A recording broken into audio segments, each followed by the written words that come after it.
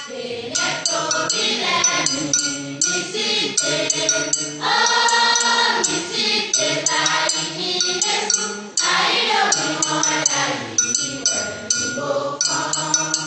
talent do jime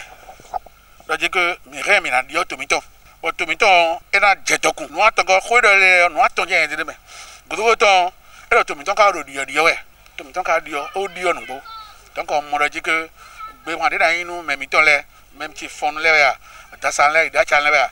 e nago le ya bari ba ya baton we ya tendu ya na do mi ni keklen na no no eze adiba mo ze fulmina o mi na tenpon but dawe de no yoro Patrick Guillaume atala talent greko vididio bono te bomeno ndo mina kekle mina le no kutoton bala les ejo asipoji do avril 2021 bala bloko ya ton bo mina pondo azore wadion ne na bloko maji nyaka modo mi le zero fene ana wa zo gamo gbe kwa yen modo na indo novici sunu nyon lero bele no ale mais était tout sur premier azode da ko de zebura fo azole bi ko fo edo nu kon yi edo nu leyin nu come e ba so ba de je ke mi ko to ro ko ya fo mo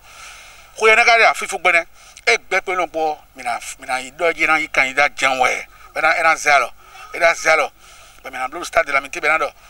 moi Patrick Atala Guillaume Talon je suis candidat pour les prochaines élections avril et na do mo jebo me bi na ko approve mina vote gbe mina tons oh et il fait des beaux bulletins bo mele bi mina ko file bi mina ko mele kaw mina ko mi de ramblo campagne bon territoire jibi nyawodo MBA mouvement bien révélé mi de do temps mina blo kaka bo era mo 80% de ndo era mo jenwe do ma aussi comme